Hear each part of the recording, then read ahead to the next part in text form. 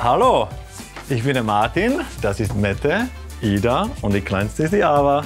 Wir haben ein altes Hotel umgebaut. Dabei hatten wir gar nicht so viel Ahnung von Umbau. Aber Gott sei Dank gibt es ja Tutorials. Kommt mal mit. Komm mit.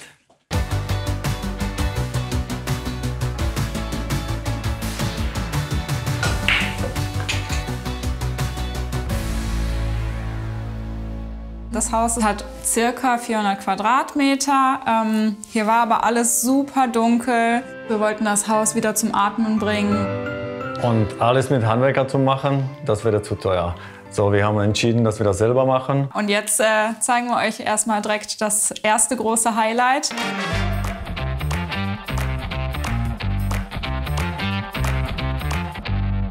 Das ist die alte Waschküche. Hier war alles total feucht und modrig. Und daraus entstand unser schönes Badezimmer.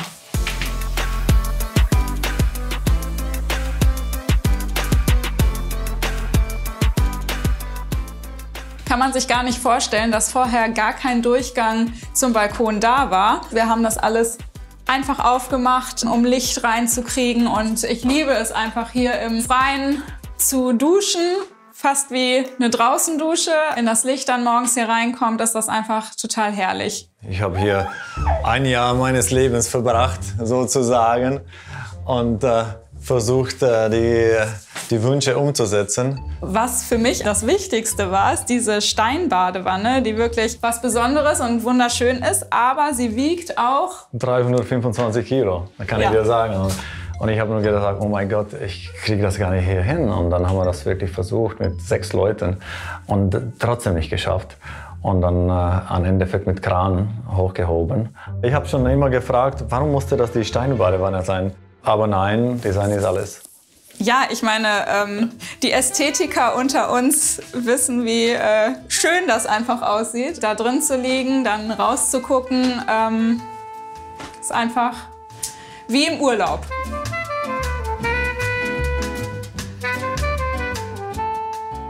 Die größte Schwierigkeit in diesem Raum war, dass das auch hält. Auf alte Holzbalken. Nach langen Recherchieren und Tutorials, Videos, habe ich mich entschieden, ein Podest zu bauen mit Leichtbauplatten. Das ganze Gewicht hat sich verteilt. Das war das Entscheidende. Die nächste Idee und Wunsch von Mette war, dass wir die Rundbögen, welche im ganzen Haus zu sehen sind, auch in Dusche einbauen. Ich habe diese Edelstahlschiene angeflext, gebogen, reingesetzt und gefliest. Ja, und ich finde, das hat der Martin richtig toll gemacht. Das sieht aus wie vom Profi. Fast. Ja. Dann nehmen wir euch wieder mit zurück ins Erdgeschoss.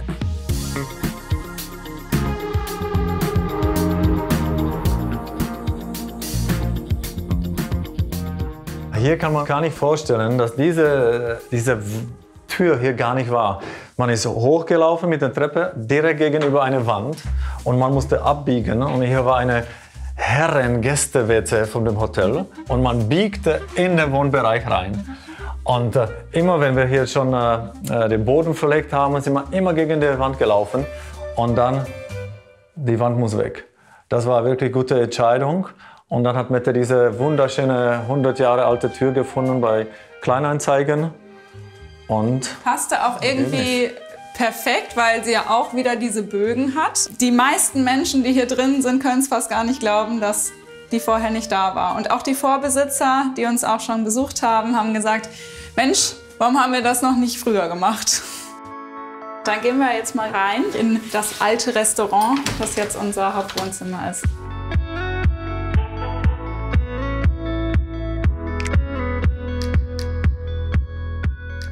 Das ist eine alte Schlachtbank gewesen und die Bank ist ungefähr, wie alt? Auch sehr alt, hat er gesagt, 200 Jahre alt. Und ich habe darunter einfach aus Itonsteinen einen Sockel verputzt. Das habe ich dann auch selber gemacht. Ist gar nicht so schwer, wie man vermutet. Und das ist einfach so ein Highlight-Piece.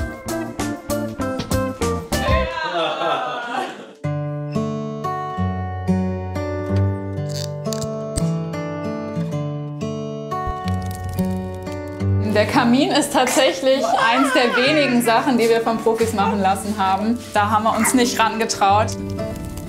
Das war auch einfach für uns die beste Entscheidung, weil das einfach so ein gemütlicher Raum dadurch geworden ist.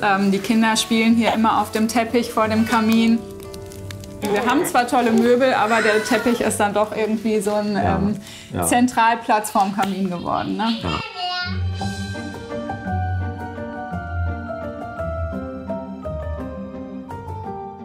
Hier haben wir einen Zimmerbrunnen. Es war das Erste, was die Verkäuferin gesagt hat. Oh, das wird bestimmt sofort weggeschlagen, weil das ist so hässlich. Aber wir fanden das so lustig.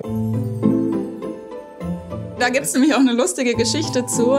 Das Haus hat vorher einer Ärztefamilie gehört, die sich auch so ein bisschen verewigt hat hier im Haus. Und unter anderem ist nämlich dieser wunderschöne, spuckende kleine Junge das Ebenbild des Sohnes der Ärztefamilie. Und irgendwie, ja, ist es doch schön, das zu behalten. Und jetzt wollen wir euch unsere Küche zeigen.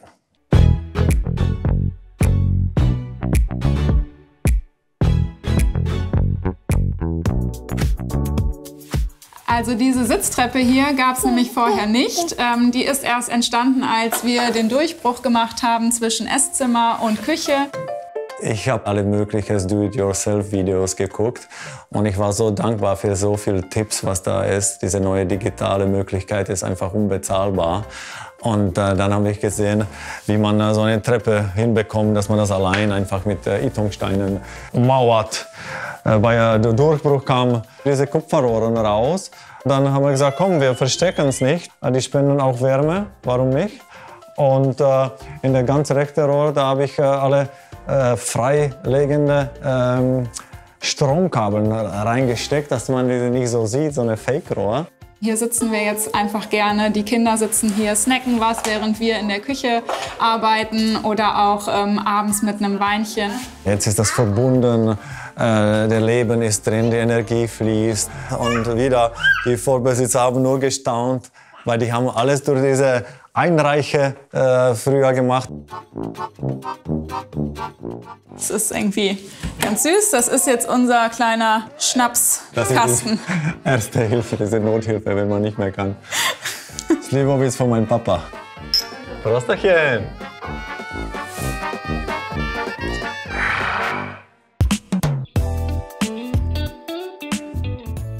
Unsere Einbahnküche, da bin ich besonders stolz drauf, das habe ich mit meinem Papa gemacht. Da musste man ein bisschen tricksen, weil das nicht so einfach war. Wir wussten nicht erst mal wie und dann wieder mit verschiedenen Videos. Wir haben versucht, dass die ganzen Linien gerade sind.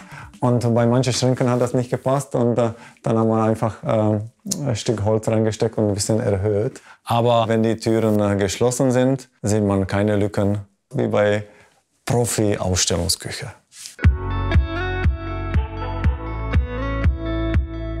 Das ist jetzt ungefähr 4 Jahre her, wo wir das Haus gefunden haben. Wir haben vorher in einer 3-Zimmer-Mietwohnung in Essen gewohnt und weil wir eine Patchwork-Familie sind am Wochenende bei uns alle 4 Kinder. War langsam sehr, sehr eng und wie ich das aus meiner Heimat Tschechien kenne, haben wir uns immer in Wochenendhäuser getroffen mit allen und dann habe ich so eine Idee gehabt, ich sagte, Mette, warum machen wir das nicht so? Und dann kam es doch ganz anders, als wir uns das gedacht haben. Wir sind auf dem Land gelandet, aber jetzt als fester Wohnsitz. Wir haben dieses Haus im Internet gefunden. Und auch wenn so viel dagegen gesprochen hat, zu groß, zu alt, zu viel Arbeit, hat immer wieder die Energie des Hauses, diese Umgebung zu uns gesprochen und sagt, es ist das Richtige. Wir haben das als Familienprojekt gesehen, das alles zu gestalten nach unseren Wünschen. Und hat uns wirklich zusammengeschweißt.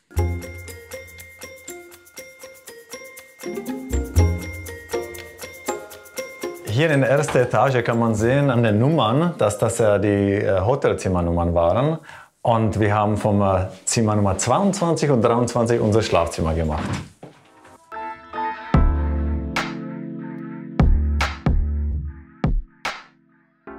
Ja, das war einer der ersten Räume, die wir hier renoviert haben. Hier, wo das Kinderbett jetzt steht, war das Badezimmer von Hotelzimmer 23. Das haben wir dann weggemacht. Dabei kamen diese wunderschönen Holzbalken zur Geltung. Wir haben die dann einfach stehen lassen, weil wir einfach auch finden, daran erkennt man nochmal, wie alt dieses Haus ist. Und das bringt auch nochmal ein bisschen Gemütlichkeit hier rein. Wir haben auch sehr gedeckte Farben gewählt, um einfach ein bisschen Ruhe hier reinzubekommen. Und die haben in jedem Zimmer ein Badezimmer gehabt und das ist der letzte, was wir behalten haben. Und diese hat uns gerettet in der Bauphase und das war unser Hauptbad. So, und jetzt gehen wir in die Kinderetage. Die Großen haben nämlich ihre eigene Etage bekommen. Und hier sieht man schon, dass das wirklich Kinderetage ist.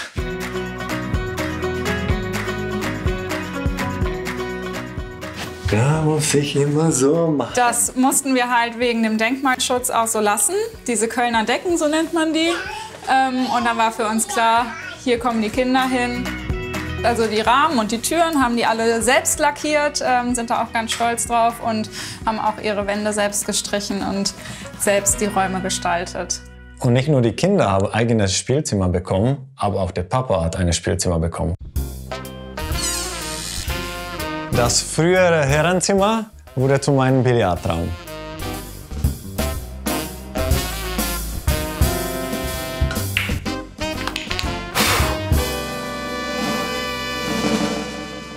Ja, ursprünglich hatten wir mal was anderes mit diesem Raum vor. Ich wollte hier gerne einen großen Basteltisch, wo man alles stehen und liegen lassen kann, wenn die Kinder basteln. Aber ich gönne dir auch deinen Billardtisch und dein Spielzimmer. Und ich spiele auch gerne Billard, so ist es nicht.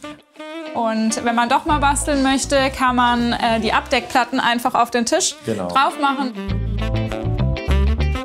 Und dann darf hier auch mal gebastelt werden. Wie bei allen Projekten hier im Haus haben sich Schwierigkeiten herausgestellt. Der Boden ist hier sehr schief. Wie man sieht, haben wir das unter schönen Teppich kaschiert, dass wir hier mit OSB-Platten eine Verstärkung, ein Podest gebaut haben, welcher genau in der Waage ist. Weil am Anfang, wenn wir das gestellt haben, war das so schief, dass das gar nicht möglich war. Wir haben auch darauf geachtet, dass die Sachen, die wir hier reingestellt haben, einfach so ein bisschen so einen urigen Charakter haben. Diese schöne Sitzecke und auch diese Schrankwand. Man hat einfach besondere Stücke, die eine ganz andere Qualität haben und irgendwie auch zu dem alten Charakter des Hauses gut passen. So, jetzt gehen wir noch in ein Zimmer, wo wir mal als ganze Familie gerne unsere Abende verbringen. Das hier ist Hotelzimmer Nummer 25 und jetzt unser Kinosaal.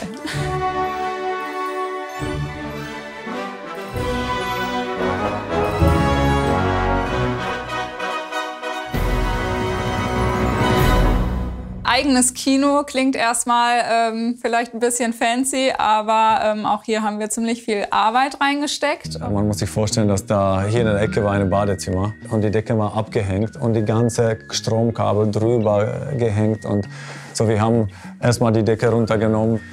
Das war Dreck, ne? Oh mein Gott, weißt du noch, wie viel Müll wir hatten?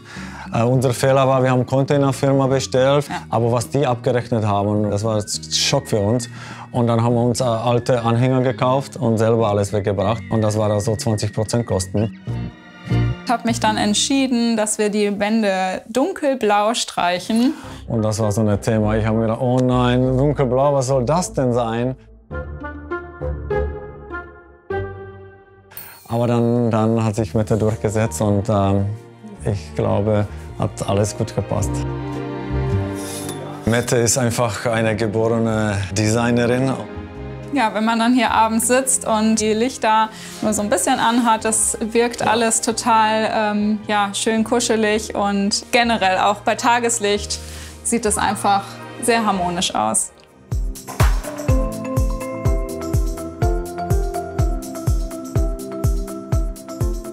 Bei dem ganzen Umbau haben wir einfach auch viel gelernt, ne? Wir haben gelernt, dass die Familie sehr wichtig ist, dass wir alle zusammenarbeiten müssen. Und ein großes Thema war natürlich auch Geduld.